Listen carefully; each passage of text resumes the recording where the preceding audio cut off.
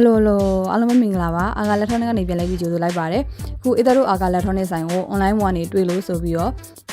AEK speaker 3လုံးကို online ဘဝနေပဲယုံကြည်စိတ်ချစွာဝယ်ယူအားပေးသွားတာပဲဖြစ်ပါတယ်ခုအားပေးသွားတဲ့ AEK speaker တွေကဆိုလို့ရှိရင် AEK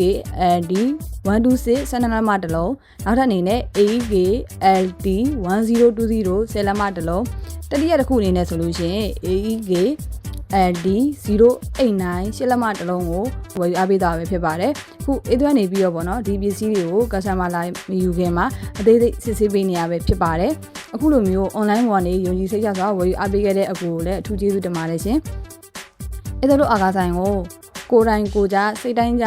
စမ်းသပ်ပြီးမှလာရောက်ဝယ်ယူအားပေးနေတဲ့သူတွေအတွက်အေးတို့အာဂါဆိုင်ရဲ့လိပ်စာအမှတ်၄မြင်းဆောင်2ဇင်ရော်လန်းထိပ်တတူမလက်မကြီး14ရက်ကွာတောင်ကလာပါမျိုးနေကအာဂါလက်ထောနဲ့ပဲဖြစ်ပါတယ်ရှင်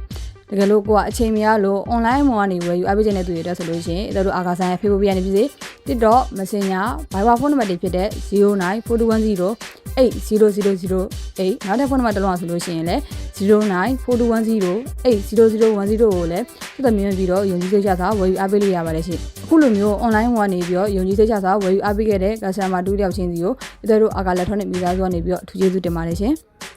ချိန်မီ၍အချို့သားဆုံးစေအကောင်းဆုံးဝန်ဆောင်မှုနဲ့အာဂါလက်ထောနဲ့ပါရှင်မင်္ဂလာရှိသောနေ့လေးဖြစ်ပါစေရှင်